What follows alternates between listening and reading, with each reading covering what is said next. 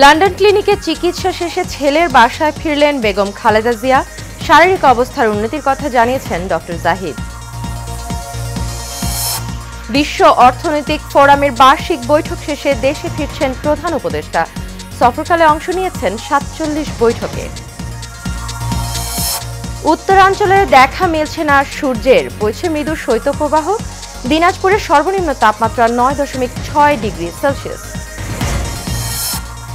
এবং ডাক্তার ও নার্সের অভাবে ১১ বছরেও চালু হয়নি মাদারীপুর হাসপাতালের আইসিইউ। নষ্ট হচ্ছে মূল্যবান যন্ত্র, সেবা বঞ্চিত রোগীরা।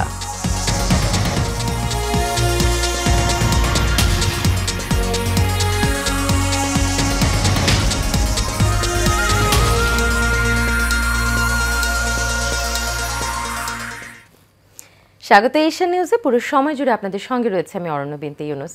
এতক্ষণ শুনছিলেন বিআরবি কেবল ইন্ডাস্ট্রিজ লিমিটেড সংবাদ শিরোনাম। চলে যাব পুরো খবরে। লন্ডন ক্লিনিকে ১৭ দিনের চিকিৎসা শেষে ছেলে তারেক রহমানের বাসায় ফিরেছেন বিএনপি চেয়ারপারসন বেগম খালেদা জিয়া। এ তথ্য জানিয়েছে তার ব্যক্তিগত চিকিৎসক ডক্টর এজেডএম জাহিদ হোসেন। স্বাস্থ্যের উন্নতি হওয়ায় শুক্রবার লন্ডনের স্থানীয় সময় রাত ৯:৩০ এবং বাংলাদেশ সময় রাত ৩:৩০টায় খালেদা জিয়াকে তারেক রহমান তার বাসায় নিয়ে যান। এর আগে বেগম জিয়ার ব্যক্তিগত চিকিৎসক এজেডএম জাহিদ হোসেন জানান, বিএনপি চেয়ারপারসন আগের তুলনায় এখন অনেক সুস্থ আছেন। তার শারীরিক অবস্থারও উন্নতি হয়েছে, তবে লিভার প্রতিস্থাপনের বিষয়ে এখনও কোনো সিদ্ধান্ত হয়নি। আরও কিছুদিন পর্যবেক্ষণে থাকবেন তিনি।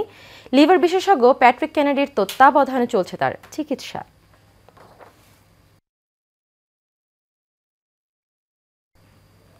চার দিনের সরকারি সফর শেষে সুইজারল্যান্ড থেকে আজ দেশে ফিরছেন অন্তর্বর্তী সরকারের প্রধান উপদেষ্টা প্রফেসর ডক্টর মোহাম্মদ ইউনুস।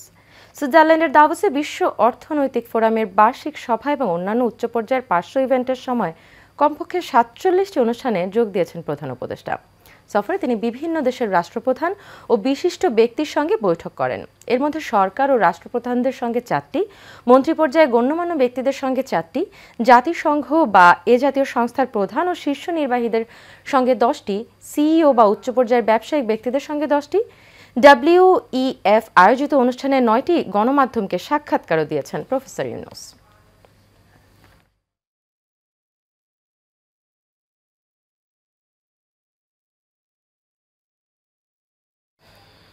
দর্শক, এ বিষয়ে আরো খবর জানতে খুলনা থেকে আমাদের সাথে সরাসরি যোগ দিচ্ছেন সহকর্মী বাবুল আক্তার। বাবুল, এই হত্যাকাণ্ডে কারা জড়িত আছে বলে ধারণা করছে পুলিশ, আমাদের জানাবেন। জি, আপনাকে ধন্যবাদ। যে বিষয়টা বলছিলেন আইন শৃঙ্খলা রক্ষাকারী বাহিনী এই হত্যাকাণ্ডের পরপরে কিন্তু ব্যাপকভাবে তল্লাশি শুরু করেছেন খুলনা মহানগর গোয়েন্দা পুলিশ এবং কেএমপির পক্ষ থেকে। তারা যে বিষয়টা জানিয়েছেন যে এখনো পর্যন্ত তারা সুনির্দিষ্ট কোনো ক্লু, অর্থাৎ এর পিছনে কারা জড়িত, এই মিশনে কারা ছিল, এখনো পর্যন্ত তারা কিন্তু নিশ্চিত হতে পারেনি। তবে তাদের অভিযান কিন্তু অব্যাহত রয়েছে। তারা কিছু বিষয় নিয়ে, এই হত্যাকাণ্ডের অনেক বিষয় নিয়ে কিন্তু তারা এখনো পর্যন্ত সংবাদকর্মীদের কাছে তেমন কোনো তথ্য দিতে পারেনি, যে বিষয়টা বলছেন কেএমপির পুলিশ কমিশনার। আপনাকে আমি আরেকটি বিষয় জানিয়ে রাখি, এই মুহূর্তে কিন্তু অর্ণবের মরদেহ রাখা হয়েছে খুলনা মেডিকেল কলেজ হসপিটালের যে মর্গে, সেখানে কিন্তু তার ময়না তদন্ত করার পরে তারপর তার স্বজনদের কাছে হস্তান্তর করা হবে তার লাশ। আর যে বিষয়টা জানিয়েছেন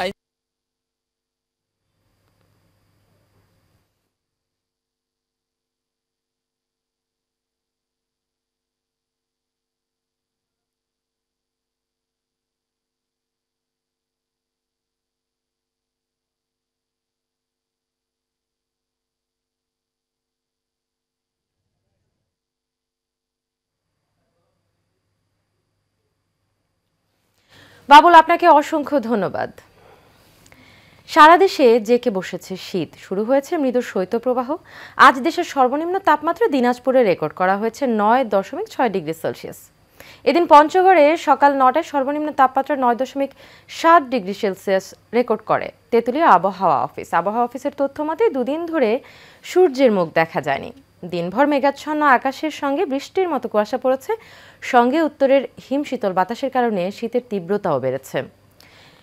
মাঘের এই তীব্র শীতের কারণে জনদুর্ভোগ বেড়েছে। রিকশা, ভ্যানের চালকদের, খেটে খাওয়া মানুষদের দুর্ভোগ দেখা গেছে বেশি। চরম দুর্ভোগে পড়েছে কৃষি শ্রমিকরাও। শীতের প্রকোপে হাসপাতালগুলোতে বেড়েছে শীতজনিত রোগীর সংখ্যাও।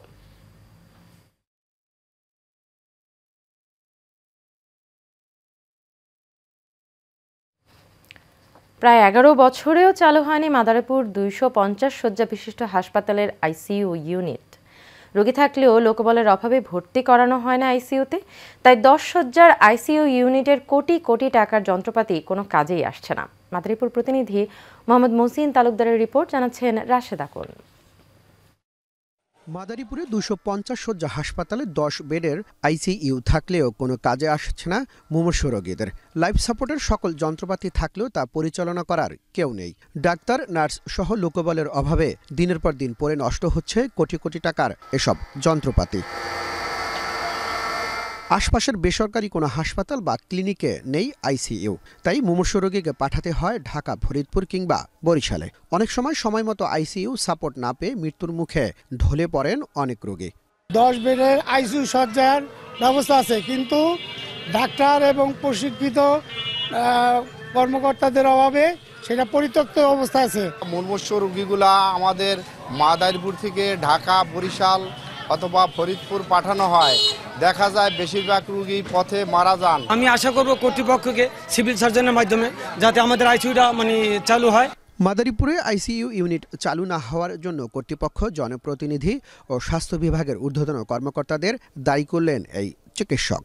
এখানে আমাদের কর্তৃপক্ষের অবহেলা নাম্বার 1, নাম্বার 2 হচ্ছে আমাদের জনপ্রতিনিধিদের অবহেলা। তো এটা আসলে আমাদের সবাই এবং আমাদের স্বাস্থ্য খাতে যারা কর্তা ব্যক্তি তাদের অবহেলা। অভিজ্ঞ ডাক্তার, নার্স না থাকায় ইউনিট চালু করা সম্ভব হচ্ছে না বলে জানালেন জেলার স্বাস্থ্য বিভাগের এই কর্মকর্তা। আমরা জনবল পেলে আমরা এই জনবলের চাহিদা পাঠিয়েছি। 250 বেডের জনবলের সাথে এই আইসিইউরও জনবলের ডিমান্ড দিয়েছি, কিন্তু আসেনি। আসলে আমরা চালু করতে পারব। 2023 সালের 14 নভেম্বর মাদারীপুরে 250 শয্যা হাসপাতালে 10 শয্যার আইসিইউ ইউনিট উদ্বোধন করা হয়। রাশেদা কোন, এশিয়ান টেলিভিশন।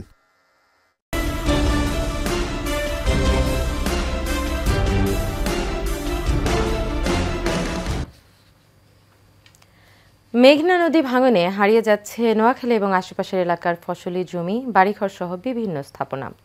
নিঃস্ব হচ্ছে হাজারো পরিবার। দীর্ঘদিনের দাবির পর বরাদ্দ পেলেও কাজের ধীর গতিতে এখনও শেষ হয়নি বেড়িবাঁধ নির্মাণ। যদিও দ্রুত সময়ের মধ্যে কাজ শেষ করার কথা জানান প্রকল্প কর্মকর্তা। নোয়াখালী প্রতিনিধি মানিক ভূঁইয়ার প্রতিবেদনে বিস্তারিত জানাচ্ছেন আরব ইসলাম হিমু। বাংলাদেশের দক্ষিণ পূর্ব অঞ্চলের মেঘনা নদীতে প্রবল ভাঙনে উপকূলীয় অঞ্চলের মানচিত্রই যেন বদলে গেছে। হাতিয়া, রামগতি সহ আশেপাশের এলাকায় বিগত কয়েক বছরের অব্যাহত ভাঙনে নদীগর্ভে বিলীন শত শত একর ফসলি জমি, ঘরবাড়ি সহ বিভিন্ন স্থাপনা। দীর্ঘদিন আন্দোলন সংগ্রাম করে সরকারি পক্ষ থেকে 73 কোটি টাকার বাজেট দেওয়া হয়েছে, কিন্তু 2.5 বছরের বেশি সময়েও শেষ হয়নি বেড়িবাঁধ নির্মাণের কাজ। তাই জমে থাকা ক্ষোভ আরো তীব্র হচ্ছে স্থানীয়দের। এটা ভাঙতে কিন্তু এই যে বাজার ঘাট, আমাদের বাড়িঘর কিছু থাকবে না। আর এই বাঁধ না থাকার কারণে প্রতি বছরই লোনা পানি অত্র এলাকার ভিতরে ঢুকে ফসলের জমি নষ্ট হচ্ছে। বহুত ভাঙা হয়ে গেছে। ভাঙার হওয়ার আমরা ইয়ানাই দূরে ঘুরে ঘুরেছি, আমরা বহুত কষ্ট করতেছি যাতে কাজগুলো সুন্দর হয়, আমরা যাতে এই নদীর বাঁধ থেকে ভাঙন থেকে রক্ষা পাই, আমরা এটাই চাই। এদিকে প্রকল্প কর্মকর্তা জানিয়েছেন যত দ্রুত সম্ভব বাঁধের কাজ শেষ করবেন। অনুকূল পরিবেশ না থাকার কারণে আমরা ঠিকমতো কাজ করতে পারিনি, কিন্তু বর্তমান সময়ে শুকনো মৌসুম, যত দ্রুত পারি আমরা এই কাজটা শেষ করার জন্য আমাদের সাধ্যমতো চেষ্টা করতেছি। নির্ধারিত সময়ের মধ্যে বাঁধ নির্মাণ কাজ শেষ করার দাবি স্থানীয়দের। আরব ইসলাম হিমু, এশিয়ান টেলিভিশন। শরীয়তপুরের নড়িয়ায় পূর্ব শত্রুতার জেরে একই পরিবারের 4 জনকে পিটিয়ে গুরুতর জখম করে প্রতিপক্ষ। এ ঘটনায় মামলা হলেও জামিনে এসে ভুক্তভোগী পরিবারকে হুমকি দিচ্ছে তারা। এতে নিরাপত্তা শঙ্কায় ভুগছে ভুক্তভোগী পরিবারটি। রকি আহমেদের রিপোর্ট, জানাচ্ছেন আরব ইসলাম হিমু। শরীয়তপুর নড়িয়ার শিরঙ্কল গ্রামে পূর্ব বিরোধের জেরে আলমগীর সর্দারের বাড়িতে হামলা চালায় সন্ত্রাসীরা। দেশীয় অস্ত্র দিয়ে কুপিয়ে ও পিটিয়ে গুরুতর আহত করে আলমগীর সর্দার সহ তার পরিবারের সদস্যদের। এ ঘটনায় নসির সর্দার, ওয়াসিম সর্দার, হৃদয় বাদশাহ ও শিপা আক্তারের নামে মামলা করে ভুক্তভোগীরা। পুলিশ ওয়াসিমকে গ্রেপ্তার করলেও ধরাছোঁয়ার বাইরে বাকিরা। মামলা তুলে নিতে অভিযুক্তরা হুমকি দিচ্ছেন বলেও জানায় ভুক্তভোগীরা। রড বাড়ি করছে, চাপাটি বাড়ি করছে, বের করিয়া তারপরে মাথায় বাড়ি দিছে, দেওয়ার পর ইট আনছে, ইট ফিকছে, ওদিক তো অনেক ইট ফিকছে। আপনার জায়গায় যে আপনার ঘর উঠান সমস্যা নেই, আমাকে জায়গায় আসছেন কেন? এই কথা বলার লোক হেরা চাবাড়িতে আমার হাতে কোপ দিছে। ঠিক আছে, কোপ দেওয়ার কারণে আমার আঙুল ভেঙে গেছে, আমার আম্মুর মাথা ফাইটে গেছে, আর আমার চাচার মাথা কোপ দিচ্ছে চাবাড়ি দিয়া। নাসির, হৃদয়, ওয়াসিম হুমকি টুমকি দিতেছে, আমার মাইরা লাগবো, উৎখাত করে দিব। এই দেশের তো অনেক ধর্ম, আমি আইনের কাছে আমি সঠিক বিচার চাই। এ বিষয়ে নড়িয়া থানার ভারপ্রাপ্ত কর্মকর্তা বলেন, বিষয়টি গুরুত্ব সহকারে দেখা হচ্ছে। পলাতক আসামিদেরকে দ্রুত আইনের আওতায় আনা হবে। আরভি ইসলাম হিমু, এশিয়ান টেলিভিশন।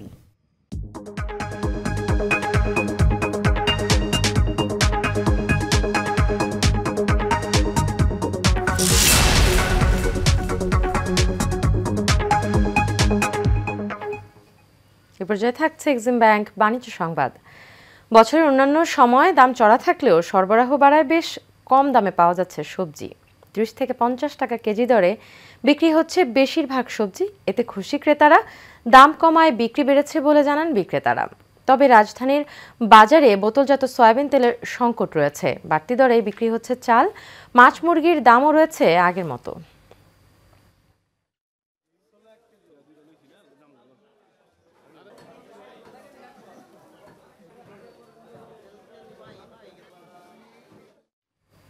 দর্শক, বাজার পরিস্থিতির আরো খবর জানতে কুষ্টিয়া থেকে আমাদের সাথে সরাসরি যোগ দিচ্ছেন সহকর্মী হাসিবুর রহমান রিজু। রিজু, কুষ্টিয়ায় নিত্যপণ্যের দাম আজ কেমন দেখছেন আমাদের জানাবেন।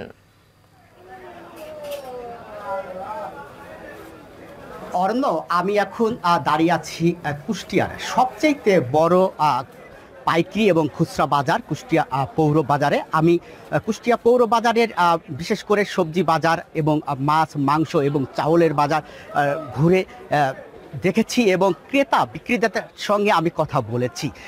আমি প্রথমে আপনাকে বলতে চাই যে সবজি বাজারের যে ক্রেতারা রয়েছেন তারা যেমনটি জানিয়েছেন যে আসলে সবজি বিশেষ করে যে শীতকালীন যে সবজিগুলো সেই সবজিগুলো আসলে ক্রেতাদের একেবারে নাগালের মধ্যেই রয়েছে এবং তারা এই সবজি কেনাকাটা করে তারা স্বস্তি পাচ্ছেন বলে আমাকে জানিয়েছেন। আমি যদি মাছের বাজার এবং মাংসের বাজারের কথা বলি সেগুলো কিন্তু অপরিবর্তিত রয়েছে। আমি যদি মাংসের দামগুলো একটু বলতে চাই যে কুষ্টিয়ার এই পৌর বাজারে বিশেষ করে খাসির মাংসগুলো বিক্রি হচ্ছে 1100 টাকা এবং যে গরুর মাংস রয়েছে সেটি বিক্রি হচ্ছে 750 টাকা। ব্রয়লার মুরগি বিক্রয় হচ্ছে 200 টাকা। সোনালী মুরগি বিক্রি হচ্ছে 350 টাকা। আমি কথা বলেছিলাম ক্রেতাদের সাথে, বিশেষ করে যারা নিম্ন এবং মধ্যবিত্ত যে ক্রেতারা রয়েছেন, বিশেষ করে চাউল যে ক্রেতারা রয়েছেন, তারা যেমনটি বলছিলেন যে ধাপে ধাপে যেভাবে চাউলের মূল্য বৃদ্ধি পাচ্ছে এভাবে আসলে চাউলের মূল্য বৃদ্ধি পেলে আসলে তাদের যে কেনা যে চাউল কিনে যে তাদের জীবনযাপন করা সেটা কিন্তু আসলে অসাধ্য ব্যাপার হয়ে যাবে। আমি একটু চাউলের দামটা আমি আপনাকে একটু বলতে চাই। বিশেষ করে মধ্যবিত্ত এবং নিম্নবিত্তরা যে চাউলটি কিনে থাকে কাজল রটা সেটা বিক্রি হচ্ছে 71 টাকা, মিনিকেট বিক্রি হচ্ছে 80 টাকা এবং বাসমতি চাউল কুষ্টিয়ার বাজারে খুচরা বিক্রি হচ্ছে 93 টাকা। আমি মিল মালিকদের সাথে কথা বলেছিলাম যে আসলে চাউলের মূল্য ধাপে ধাপে বৃদ্ধি পাওয়ার কারণ কি। তারা যেটি আমাকে জানিয়েছেন যে বিভিন্ন কারণ যেগুলো বলছেন যে বন্যার কারণ এবং ধানের দাম বৃদ্ধি পাওয়ার কারণে চাউলের দাম বৃদ্ধি পেয়েছেন, কিন্তু বর্তমানে বাইরে থেকে চাল আমদানি করার কারণে চাউলের দাম কিছুটা কমতে পারে বলে তারা আমাকে জানিয়েছে। অরণ্য, এই ছিল কুষ্টিয়া থেকে আমার কাছে বাজারের সর্বশেষ খবরাখবর। রিজু, ধন্যবাদ আপনাকে। দর্শক, কুষ্টিয়া থেকে দ্রব্যমূল্যের সর্বশেষ খবর জানাচ্ছিলেন সহকর্মী রিজু। চলে যাচ্ছি খেলার খবরে।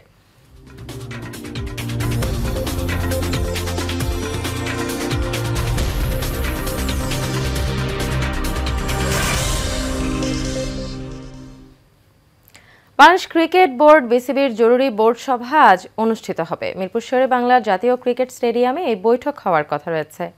বিভিন্ন কারণে এই সভা বেশ গুরুত্বপূর্ণ। এই সভায় বেশ কিছু গুরুত্বপূর্ণ সিদ্ধান্ত আসতে পারে। এ সময় বিসিবির সবচেয়ে আলোচিত বিষয় বিসিবির সাথে ঢাকার ক্লাবগুলোর দ্বন্দ্ব। সেই সমস্যা সমাধান করতেই মূলত জরুরি সভা ডেকেছেন বিসিবির সভাপতি ফারুক আহমেদ। সভায় বিসিবির আর্থিক বেশ কিছু ইস্যু নিয়ে আলোচনাও হবে। এর মধ্যে বিপিএল সংশ্লিষ্ট বিষয়গুলো রয়েছে, বিশেষ করে ফ্র্যাঞ্চাইজিগুলোর পারিশ্রমিক আদায় বা অনাদায়ের বিষয়ে নিরীক্ষা কমিটির প্রতিবেদন মূল্যায়নের বিষয়টি উঠে আসতে পারে।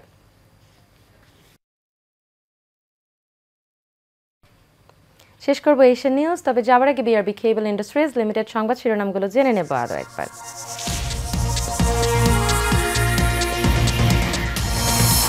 লন্ডন ক্লিনিকে চিকিৎসা শেষে ছেলের বাসায় ফিরলেন বেগম খালেদা জিয়ার। শারীরিক অবস্থার উন্নতির কথা জানিয়েছেন ডক্টর জাহিদ। বিশ্ব অর্থনৈতিক ফোরামের বার্ষিক বৈঠক শেষে দেশে ফিরছেন প্রধান উপদেষ্টা। সফরকালে অংশ নিয়েছেন ৪৭ বৈঠকে। উত্তরাঞ্চলে দেখা মিলছে না সূর্যের, বইছে মৃদু শৈত্যপ্রবাহ। দিনাজপুরের সর্বনিম্ন তাপমাত্রা ৯.৬ ডিগ্রি সেলসিয়াস। এবং ডাক্তার এবং নার্সের অভাবে ১১ বছরেও চালু হয়নি মাদারীপুর হাসপাতালের আইসিইউ। নষ্ট হচ্ছে মূল্যবান যন্ত্র, সেবা বঞ্চিত রোগীরা। এশিয়ান নিউজ এ পর্যন্তই। পরবর্তী সংবাদ দেখার আমন্ত্রণ রইল। এতক্ষণ সাথে থাকার জন্য সবাইকে ধন্যবাদ।